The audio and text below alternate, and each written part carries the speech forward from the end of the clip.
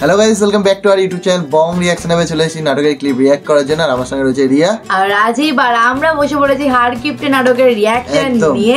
হারকিপ্টে নাটক তো যত দেখছি আর মনে হচ্ছে যে আরো দেখি এরকমই মনে হয় আমাদের। মজাদার নাটক একদম, মানে শেষ করার একটা তাড়না রয়েছে, বাট তার সাথে এটাও রয়েছে যে শেষ হয়ে যাবে, মানে আর কিছুদিন দেখার পরে হয়তো শেষ হয়ে যাবে। এখন তো মানে আরো কিউরিওসিটি জাগ যে নাটকটা যত এগোচ্ছি তত।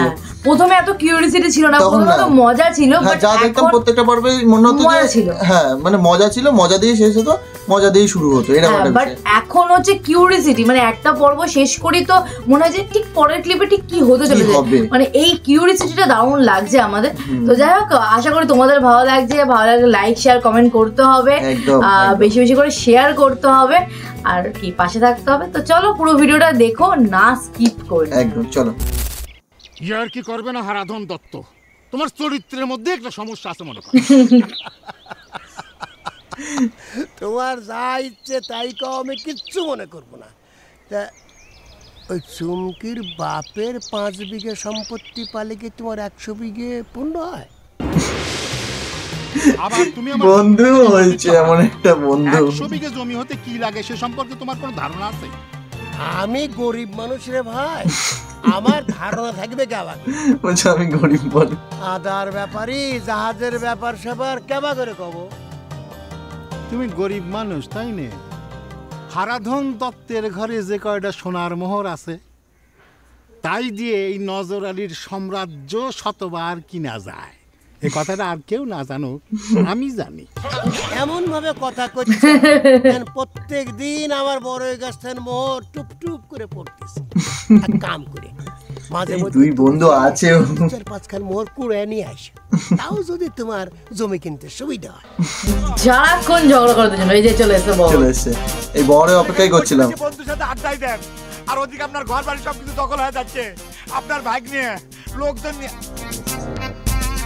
কাকা, আপনিও কি ষড়যন্ত্রের সাথে যুক্ত আছেন নাকি? তারা হলে কিসের জন্য কানাই বলাই মামা গুল্লার পক্ষে এসে খারাইছে? এই কি আজে বাজে কথা কইছিস রে বাবা? ঘটনাটা কি? ঘটনা আমার কি? আমার সম্পত্তি দখল হয়ে যাচ্ছে, তুমি আনন্দ করো। আমার লিখির চলেন, আমি তো মাথায় বাড়ি পিড়াই দিয়েই ফেলাইছিলাম। আসেন আপনি। হ্যাঁ ও কাকা, আপনি একটু সাথে চলেন না। কানাই বললাম আমাকে একটু বুঝিয়ে সুঝিয়ে আপনি ধমক ধমক বাড়ি ফেরত নিয়ে যান। না রে বাবু না, আমি গেলে আবার হিতে বিপরীত হয়ে যাবে। তোকে ভালো করবে যে আমার বিপদ বেড়ে যাবে। দেখলে হারাধন, বিপদে বন্ধুর পরিচয়। বিপদে বন্ধুর হিংসা করো। চল রে বাবু চল। এবার বাড়িতে মনে একটা জোত্তার বাঁধবে।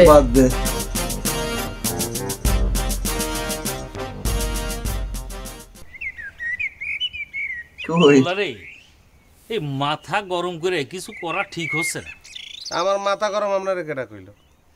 আপনি দেখাই দেন বেআইনি কিছু করছি নাই আমি। আরে বেআইনি না, তুই তো তোর মামা মানে আমার শ্বশুর সাহেবরে চিনিস। হয় চিনি দেখেই তো গণ্যমান্য লোকজনটা এই শালির হয়েছি। আপনি কি মনে শালিশ বসিয়েছে? শোনেন, আমার মায়ের অংশের এক কানা করি আমি ছাড়বো না। আমার মনে হয় কি গোল্লা ভাগ্নে, তোরই তো মামা, এই সব কিছু একটু আপোষ করে মিল করে নেওয়াই ভালো। না, কোনো আপোষ হইবে না, আইন মতো যাওয়ার হেঁটে হইবে। কারণ কি জানেন, আমার মায়ের লগে আমার আব্বার যে কালে বিয়ে হয়েছিল, এরপর একটা দিনের লেগে আমার মামাই আমার মায়ের এই বাড়িতে ঢুকতে দেয় নাই। আর নানায় মরার পর লাশ দেখতে আইছিল ভাই, আমার মায়ের অপমান করিয়া ঘাড় ধাক্কা দিয়ে বাইর করে দিয়েছে। আমি ছাড়বো এই জমি। আচ্ছা, এত ঘটনা আছে। আচ্ছা এই ব্যাপার, ওই জন্য রাগ রয়েছে গোল্লার। আব্বা, গোল্লা সব কি শুরু করেছে কতদিন? আমার তো ভয় করতেছে। তোর ভয় করার কি হলো? গুল্লার কাম গুল্লা করতেছে, যা বুঝা তোর বাপ বুঝবি। তুমি বুঝতেছো না আম্মা, এই ওসিলে যদি আমাকে প্ল্যানটা ভিজতে চলে যায় তাহলে গেলে আমি কি করব? আমি তো তোর বাপের কাছ থেকে সম্পত্তি ভাগ করে নেওয়ার কথা গুল্লাক শিখাই দেইনি।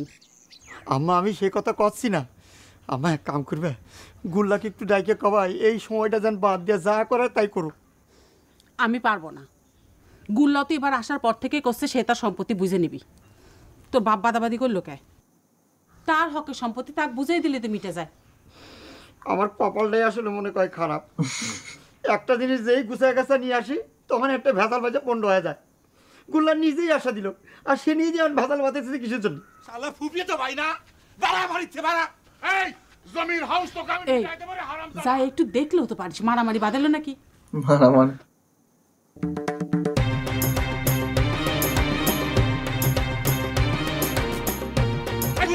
কি হইছে? তুই নেমি করবি আইছিস তাই না? মস্তানি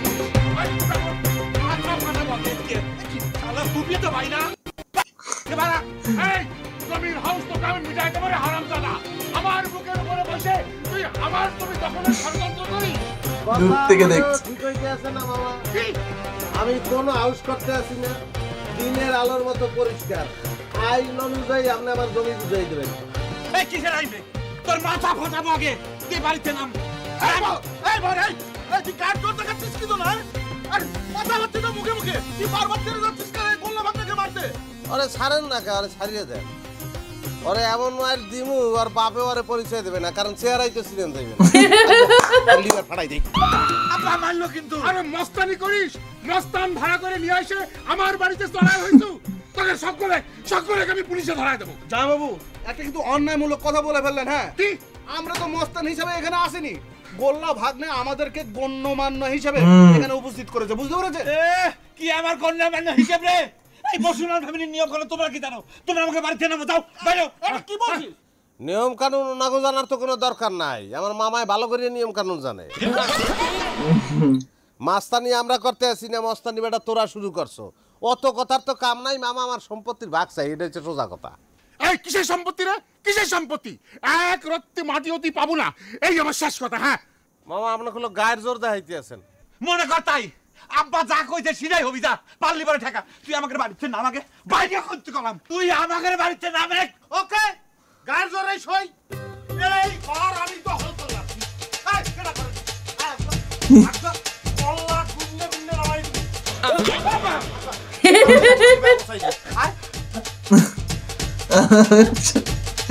মানুষ দেবে না।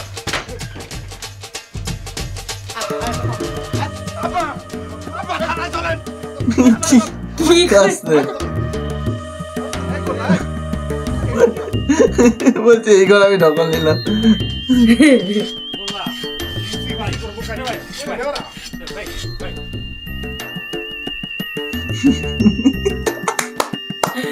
ভয় পাই দিয়েছে, দা নিয়ে চলে এসছে কোথাও।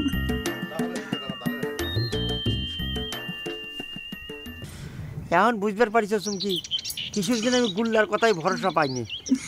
ভরসা না করার মতো তো কিছু ঘটে নাই ফজল। ঘটে নাই এই কথাটা তো জোর দিয়ে কওয়া যাচ্ছে না। গুল্লা কিসের জন্য হঠাৎ করে এই সম্পত্তি দখল করার জন্য উঠে পড়ে লাগিয়েছে কতদিন? সে তো অন্যায় কিছু করতেছে না, তার সম্পত্তি সে দখল করবেরই পারে। একদম ভরসা না করার মতো তো কিছু ঘটে নাই, তো অন্যায় কিছু করতেছে না, তার সম্পত্তি সে দখল করবেরই পারে। আমাকে বিয়েটা আগে হয়ে যাক, তারপরে তুই কামটা কর। ওর শুধু বিয়ে নিয়েই পড়ে আছে, ওর বিয়ে। খালি নিজে গাড়ি স্বার্থ। আমি তো মনে করি গুল্লা ভাই ঠিক করতেছে। আমার আব্বা মানুষের সম্পত্তি দখল করার জন্য কত কায়দা কানুন করতেছে, নিজের গায়ে লাগলে তিন লাগে বুঝুক। ঠিক, এই কথাটা তুমি ঠিক করলে না তুমি। আমার বাপ হার কিপটা সেটা সকলেই জানি। বছর বছর জমি কিনে তাহলে কারোর সম্পত্তি দখল করার জন্য কিন্তু কায়দা কানুন করে নাই। বাপের সওয়াল হয়ে নিজের বাপ সম্বন্ধে তাহলে কিছুই জানো না ফজল। হ্যাঁ, ও তো জানে না তোমার বাপ কি প্রস্তাব দিছে জানো? ওকে তো বলিনি। আমার প্রস্তাব মানব না দেখেই তো গুল্লা যেভাবে প্ল্যান দিতেছে সেভাবে কাম করতেছি, কিন্তু গুল্লা কিসের জন্য গাছে তুলে দিয়ে মই সরাই নিচ্ছে আমি বুঝতে পারতেছি না। অন্যের ময়ে গাছে উঠলি, গাছে ওঠার ফল এরকমই হয়। নিজের মাজা শক্ত থাকলি, মই না থাকলেও গাছে উঠে ফল পারা যায়। ঠিক কি বলেছে? আর গুল্লা থোড়ি বলেছে যে বিয়ে দেবো না। আবার শুরু হয়ে গেছে কান্না। আপনি ধৈর্য ধরেন, আপনি এত ভাঙিয়ে পড়বেন না। বড় আছে, আপনি যদি ভাঙিয়ে পড়েন আব্বা, তাহলে পরে কিন্তু শত্রু পক্ষ শত্রুপক্ষ জিতে যাবে, শত্রুপক্ষ জিতে যাবে ভেঙে পড়লে।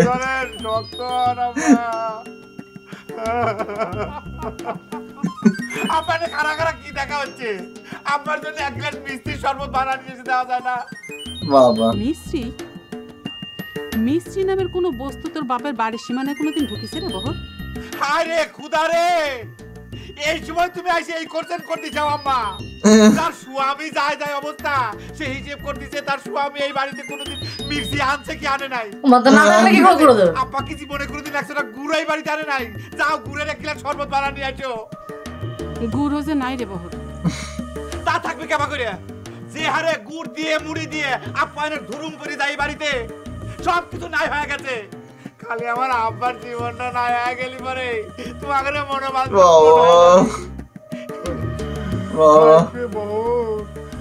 আমার আর শরবত খাওয়ার দরকার নেই, আমাকে এক গ্লাস পানি দিবে গো।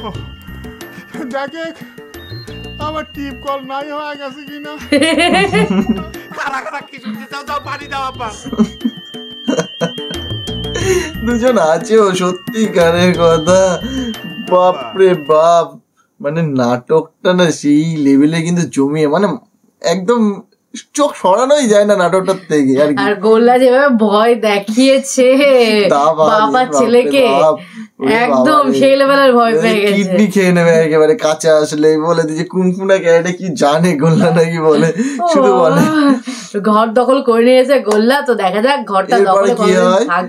আর এরপরে তো আবার ফজরের বিয়ে নিয়ে তো পাগল হয়ে, মানে ফজর নিজের বিয়ে নিয়েই পাগল হয়ে যাচ্ছে। তো দেখা যাক ফজরের বিয়েটা হয় কিনা, দেখা যাক।